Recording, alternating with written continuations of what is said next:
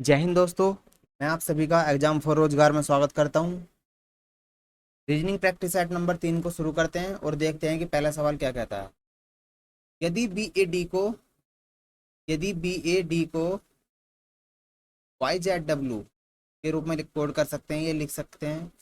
और S A M E को यानी कि एस ए एम ई को हम एच डब्ल्यू एच जेड और एन बी के रूप में लिख सकते हैं। तो बताइए एल ओ बी ई को हम किस प्रकार लिख सकते हैं।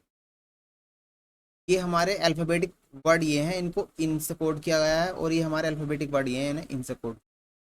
तो हमें ये बताना है कि ये किस से कोड किया गया है। सबसे पहले देखते हैं सेम सेम वर्ड है कोई।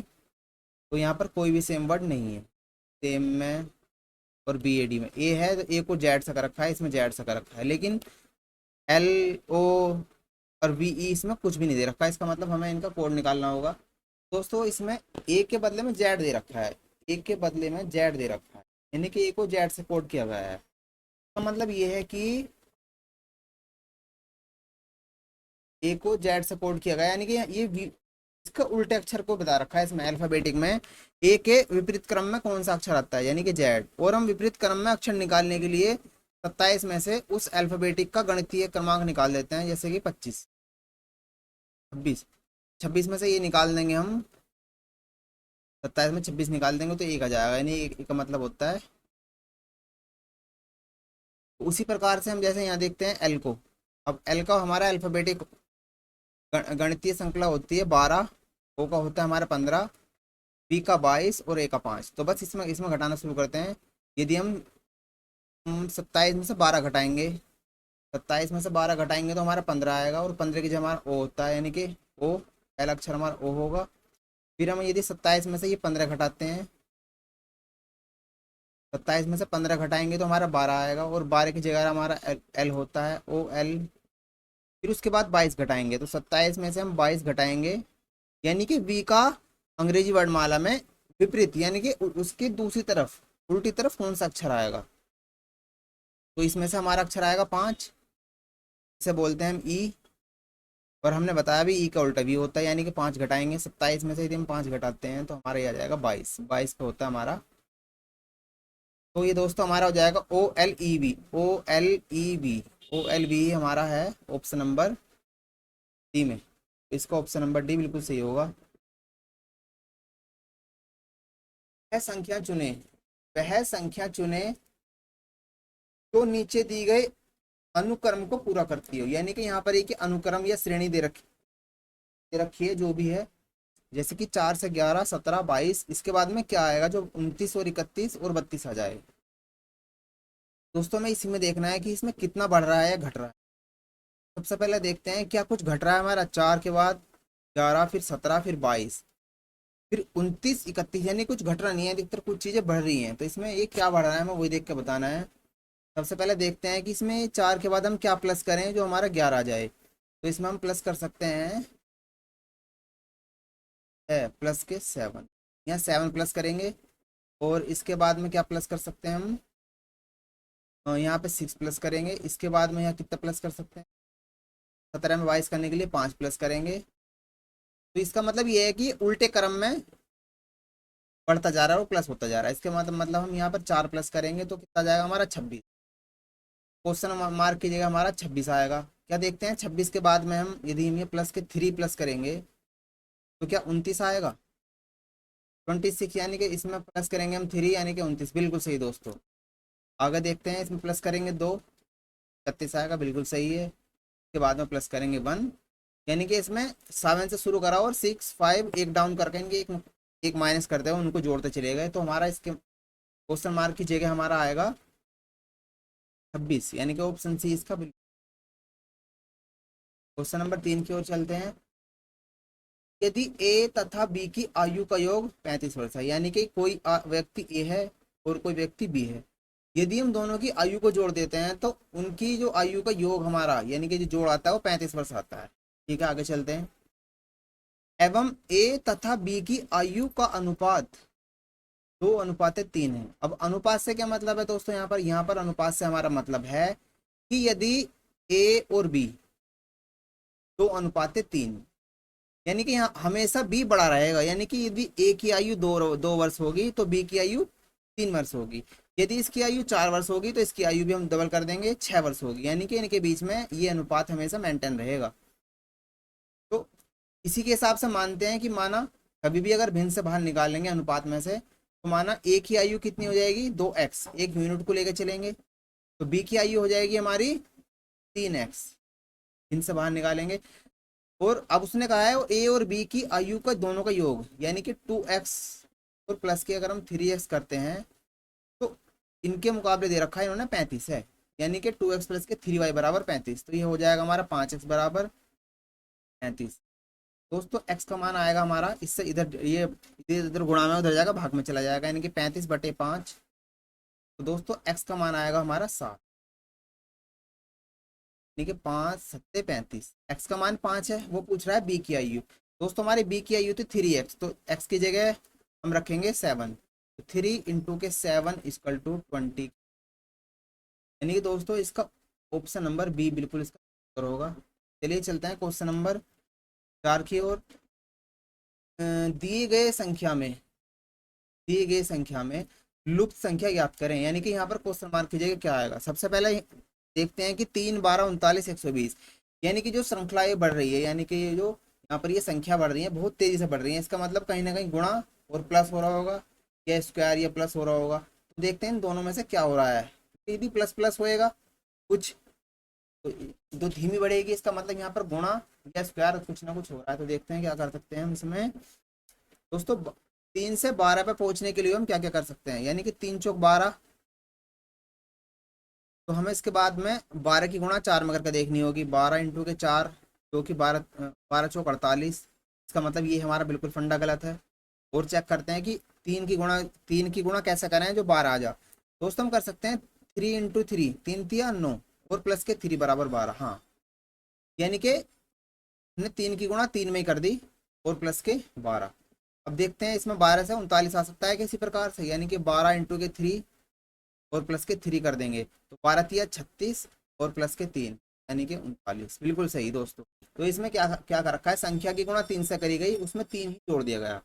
तो दोस्तों इसमें यहाँ पर क्या हो जाएगा 120, हम करेंगे 120 × 3 और प्लस के 3 कर देंगे, ये हमारा हो जाएगा 12×3 = 36 और प्लस के 3, यानी कि 360 प्लस के 3 हो जाएगा 363, यानी कि ऑप्शन नंबर डी इसका बिल्कुल सही उत्तर होगा। चलिए चलते हैं।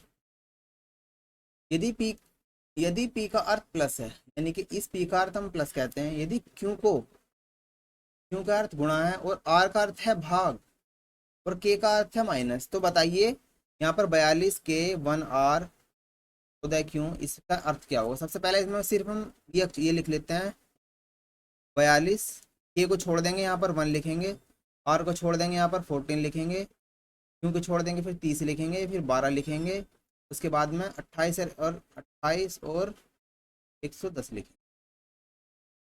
दोस्तों यहाँ पर ये ऑप्शन नहीं है। चलिए चलते हैं इनके बीच में क्या क्या क्या रखा है। सबसे पहले के, दोस्तों के का अर्थ है माइनस, तो यहाँ पर हम के की जगह हमारा यहाँ पर के था माइनस आ जाएगा। और आर का अर्थ है भाग, यानी कि यहाँ पर हम भाग रख देंगे। फिर चलते हैं, आर का खत्म हुआ, आर के बाद में हम देखते हैं कि क्यों, जो कि क्यों का अर्थ है गुणा, ये हमारे क्यों का अर्थ है गुणा, तो यहाँ पर गुणा आ जाएगी। फिर उसके बाद चलते हैं आर, आर का मतलब वही भाग। फिर चलते हैं हम क्यों का अर्थ तक था हमारा गुणा, फिर और चलते हैं, और पी का अर्थ है हमारा प्लस, तो यानी कि यहाँ पर प्लस आ जाएगा। बस इसे बोर्ड मास सेल करेंगे। दोस्तों बोर्ड मास क्या होता है, BODM, बोर्ड मास होता है कि अगर कोई हमें गणितीय श्रृंखला दे रखी है या न्यूमेरिकल्स दे रखे हैं, सबसे पहले उसमें ब्रैकेट हल करेंगे, जो भी ब्रैकेट के अंदर की चीज।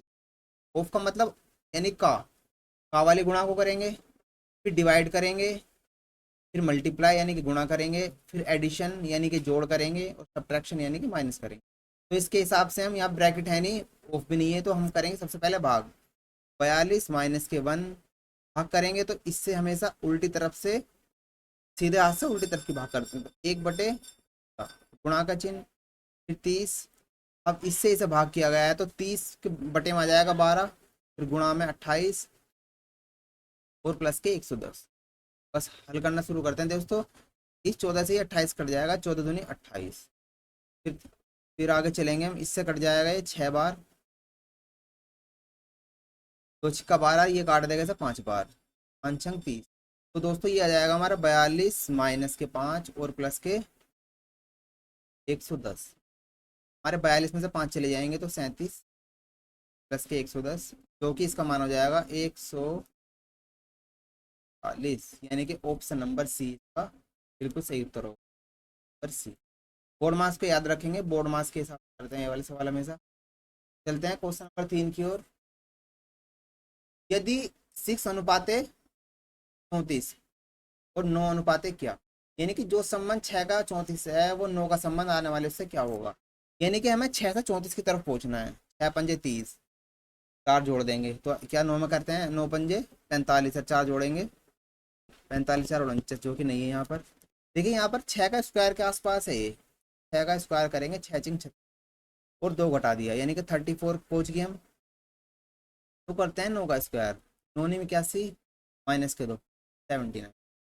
देखते हैं ऑप्शन में है क्या, बिल्कुल ये दोस्तों ऑप्शन इसका उत्तर से। ये दोस्तों हमारा ब्लड रिलेशन का संबंध है। एक परिवार में 6 सदस्य, सबसे पहली बात इसमें टोटली 6 सदस्य हैं। आगे चलते हैं। परिवार में एक दंपत्ति के माता पिता। दोस्तों इसमें हम आदमी को दर्शाएंगे बॉक्स में और औरत को दर्शाएंगे, यानी कि फीमेल को दर्शाएंगे होल के अंदर। और यदि यदि कोई आपस में वो भाई बहन है तो उसे एक डंडे दर्शाएंगे, और यदि वो शादीशुदा है तो उनको डबल डंडे दर्शाएंगे। तो दोस्तों परिवार में एक दंपत्ति की बात हो रही है, दंपत्ति का मतलब शादीशुदा है वे। तो शादीशुदा का मतलब ये, और इनकी शादी हुई हुई है लोग हैं। सबसे पहले देखते हैं कौन कौन लोग। अर्जुन राजू, इनके माता पिता ही बताया गया है। एक परिवार में एक दंपत्ति, इनके माता पिता। अब इनके ये माता होंगी और ये पिता, अगर माता पिता है तो जाहिर सी बात है उनकी भी शादी हुई होंगी। तो 2 लोग ये होंगे, 2 लोग ये होंगे, टोटल लोग हैं 6। इसका मतलब नीचे भी कोई ना कोई इनके 2 बच्चे होंगे। उन्होंने बताया इनके 2 बच्चे हैं नीचे, ठीक है चलते हैं। इसमें बताया गया अर्जुन राजू का पुत्र है। इसका मतलब एक अर्जुन है, एक राजू है। अर्जुन ये हमारा मेल है और ये भी हमारा मेल है, राजू भी। और चलते हैं आगे। और इलामती अर्जुन की पुत्री है, इलामती लड़की है एक, तो ये हमारा राउंड के अंदर आ जाएगा। आगे चलते हैं। दिव्या रानी की पुत्री है, एक दिव्या हमारी, D4 दिव्या और R4 रानी, ये हमारी लड़की होगी। और बानू, बानू अर्जुन की माँ है, ये हमारी बानू। टोटल लोग 6 हो गए। तो इससे पता लग रहा है कि सिर्फ जो इसमें मेल हैं वो 2 हैं, अर्जुन और राजू। आगे चलते हैं क्या हो रहा है इसमें। दोस्तों ये अगर ये सिर्फ यही दोनों हैं हमारे जो मेल हैं, तो देखते हैं क्या कर सकते हैं हम इसमें। अर्जुन राजू का पुत्र है, यानी कि अर्जुन पुत्र है राजू का, यानी कि जाहिर सी बात है सिर्फ अगर ये 2 हैं तो ये राजू और ये अर्जुन। आगे पढ़ते हैं। अर्जुन राजू का पुत्र है और इलामती अर्जुन की बेटी है, यानी कि अर्जुन की बेटी कौन है, इलामती। अगर बेटी है तो जाहिर सी बात है इसे गोल के अंदर लेंगे, यानी कि राउंड में, और ये भी बेटी, ये भी गोल ही है, तो ये इलामती को आई से डिफाइन करेंगे। दिव्या रानी की पुत्री है जो इलामती की माँ है, और बानू अर्जुन की माँ है, यानी कि यदि अर्जुन है, ये अर्जुन के पिताजी हैं, तो ये बानू है हमारी राजू की अम्मा, यानी कि मम्मी है राजू की बानू। अब हमारी ये लाइन भी कंप्लीट हो गई, ये लाइन भी। अब ये यहाँ बचती है, दिव्या रानी की पुत्री है जो इलामती की माँ है। अब दोस्तों देखिए दिव्या जो है रानी की पुत्री है। अब या तो यहाँ पर ये दो स्लॉट खाली पड़े हैं। दिव्या रानी की पुत्री है, दिव्या रानी की, यानी कि यहाँ पर रानी आएगी और यहाँ पर दिव्या आएगी। ये दोनों बहन भाई हैं, ये इसकी पुत्री है तो ये इसकी, यानी कि ये दोनों शादीशुदा हैं। जो इलामती की माँ है, बिल्कुल देखिए दोस्तों जी, अगर कभी भी ऐसे उसमें यदि आता है जो और जो की, यदि जो आता है तो इसका मतलब बिल्कुल उससे पहले वाले के लिए बात करी गई है। दिव्या रानी की पुत्री है जो इलामती की माँ है। अब जो कौन है इलामती की माँ, रानी, ये रही रानी इलामती की माँ। बस इसमें बताना क्या था, वो पूछ रहे हैं कि बताइए निम्नलिखित युग्म में से बच्चों के माता पिता कौन है, यानी कि ये दोनों बच्चों के माता पिता हो गए हमारे अर्जुन और रानी, अर्जुन और रानी, यानी कि ऑप्शन नंबर इसका। चलते हैं क्वेश्चन नंबर 8 की ओर और देखते हैं कि स्नातक। दोस्तों यहाँ पर ये कुछ ये बॉक्सेस दिए गए हैं और ये किसी को निरूपित करते हैं, यानी कि दर्शाते हैं। जैसे कि ये गोला, ये वाला राउंड जो है वो ध्रुवपति को दर्शाता है। ये स्क्वायर यानी कि वर्ग शहरी को दर्शाता है। तो स्नातक, शहरी और महिला, यानी कि जो भी शहरी, ये त्रिभुज दर्शा रहा है महिला को और ये वाला राउंड दर्शा रहा है स्नातक, यानी कौन सा क्षेत्र निरूपित करता है। कहने का मतलब क्या है कि वो महिला, कितनी महिला, कि इस राउंड में भी आनी। स्नातक का मतलब क्या है, स्नातक का मतलब है ये राउंड में भी आनी चाहिए, वो राउंड के अंदर होनी चाहिए। महिला है तो इस शहरी है तो इसका मतलब चकोर के अंदर भी होनी चाहिए और ये त्रिभुज के अंदर भी होनी चाहिए। तो दोस्तों देखते हैं कौन सी संख्या ऐसी है। तो अगर यहाँ पर 3 को देखते हैं तो ये सिर्फ महिला महिला है, 6 को देखते हैं सिर्फ शहरी है, तीनों में कौन सा है। 4 को देखते हैं तो ये महिला है और ये शहरी है, 8 को देखते हैं तो ये स्नातक है, सिर्फ स्नातक है। तो इसका मतलब यहाँ पर 5 एक ऐसी है जो ये चकोर के अंदर भी आ रही है, इस राउंड के अंदर भी आ रही है, इस त्रिभुज के अंदर यानी कि महिलाओं के अंदर भी। तो यानी कि इसका नंबर ऑप्शन बी बिल्कुल सही हो जाएगा इसका उत्तर। चलिए चलते हैं क्वेश्चन नंबर 9 की तरफ। दिए गए विकल्पों में से युग्म चुने जो पहले युग्म के भांति आपस में संबंधित हो। यानी कि ये हमें मतलब दे रखा है कि मच्छर का संबंध जो मलेरिया से है, बिल्कुल सेम टू सेम इनका संबंध किससे होगा। दोस्तों देखते हैं कि जो मलेरिया है वो मच्छर के बिना बिल्कुल भी नहीं हो सकता। यानी कि जो मलेरिया बीमारी है, एक रोग है जो कि मच्छर के द्वारा फैलता है। मक्खी भोजन, यानी एक रोग नहीं है। मट्टी कटाव, ये भी नहीं होगा। सड़क दुर्घटना, ये भी नहीं है। तंबाकू और कैंसर, बिल्कुल दोस्तों, कैंसर, तंबाकू से कैंसर होता है, यानी कि ऑप्शन डी इसका सही उत्तर होगा। क्वेश्चन नंबर 10, महाराष्ट्र, भारत और टेक्सास। जैसे महाराष्ट्र भारत का हिस्सा है तो बताइए टेक्सास किसका हिस्सा है। तो दोस्तों टेक्सास हिस्सा है यूएस से, यानी कि ऑप्शन नंबर डी इसका सही उत्तर होगा। चलिए चलते हैं क्वेश्चन नंबर 11, किसी निश्चित कूट भाषा में एस को, एस को हम लिख सकते हैं 9 और ए जी ई को लिख सकते हैं हम 13 यानी कि 13। तो उसी हिसाब से FAQ को हम क्या लिख सकते हैं। सबसे पहले यानी कि अल्फाबेटिक, एबीसीडी अल्फाबेटिक को उनके गणितीय रूप में लिख सकते हैं, यानी कि एक ही जगह 1, ये 3 और ये 5। तो इनके बीच में क्या संबंध हो जो 9 आ जा। यहाँ सीधा सीधा दिख रहा है, इनको जोड़ देते हैं। 3 प्लस के 4, 5 के 9। यहाँ देखते हैं क्या ये भी बिल्कुल यहाँ पर यही सेट हो रहा है। 1 ई की जगह 7 प्लस के और ई की जगह 5, 7 और 1 8, 8 और 5 13, बिल्कुल सही। तो दोस्तों एफ की जगह हमारा आता है 6, ए 1, फिर ये 3 और ई की जगह 5। तो देखते हैं यहाँ पे क्या आता है। 6 और 1 7, 7 और 3 10, ये 5 15। ऑप्शन नंबर सी इसका बिल्कुल सही उत्तर होगा दोस्तों। चलिए चलते हैं क्वेश्चन नंबर 12 की ओर। यदि पी का अर्थ भाग से है, यानी कि इस पी का मतलब भाग है, आई का मतलब जोड़ है और इस एम का मतलब है घटाओ, ऋण का मतलब यानी कि घटना, और डी का अर्थ है गुणा। तो बताइए इस श्रृंखला को कैसे हल करेंगे। कुछ नहीं करना है इसमें, सिर्फ इन्हें लिखेंगे और उनके बीच का डैश चिन्ह छोड़ देंगे। 12 12 28, ये 28, फिर ये 7, फिर ये हमारा 15। इनके बीच के चिन्ह लगाते हैं इनके। एम, दोस्तों एम को लिखा गया है माइनस, यानी कि ये माइनस। डी को लिख सकते हैं गुणा, ये रहा, डी को लिख सकते हैं हम। और फिर उसके बाद में है 28, इसके बाद में पी, पी को लिख सकते हैं भाग, टी को लिख सकते हैं भाग, और टी को लिख सकते हैं हम जोड़। तो वही बोर्ड मास के हिसाब से हम करते हैं BODMAS, यानी कि पहले ब्रैकेट, फिर का वाली गुणा यानी कि ओ, फिर डिवाइड यानी कि भाग, मल्टीप्लाई यानी गुणा, फिर सब्ट्रैक्शन जोड़ और सब्ट्रैक्शन माइनस। तो यहाँ पर हम करेंगे पहले भाग। तो जब इससे से भाग करेंगे तो यहाँ पर आ जाएगा हमारा 7 चौक 22, यानी कि 4 प्लस के 15, गुणा का चिन्ह गुणा, और 12, 12 माइनस 12, बस। अब करेंगे गुणा, ये गुणा हो जाएगी इसकी 12 चौक 48, 12 माइनस के 15 पे। अभी जोड़ते प्लस प्लस वाले एक साथ कर लेते हैं, तो 12 15 ये हमारे हो जाएंगे 27। तो ये हो गया हमारा माइनस के 27 और प्लस के 48। प्लस माइनस माइनस यानी घटेगा, बड़ी में से छोटा घटा देते हैं अगर हम 27, तो ये 1 और ये 2, ये हमारा माइनस का था 48 माइनस 27 प्लस। दोस्तों माइनस का आएगा हमारा ये, तो माइनस का मतलब सी, नंबर सी इसका बिल्कुल सही। क्वेश्चन नंबर 13, दालें अरहर और मूंग की दालों में क्या संबंध है।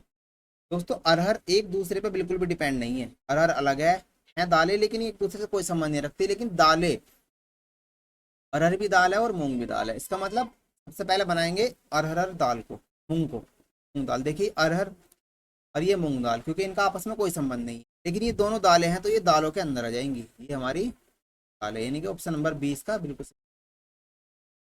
क्वेश्चन नंबर चलते हैं हम 14 की ओर।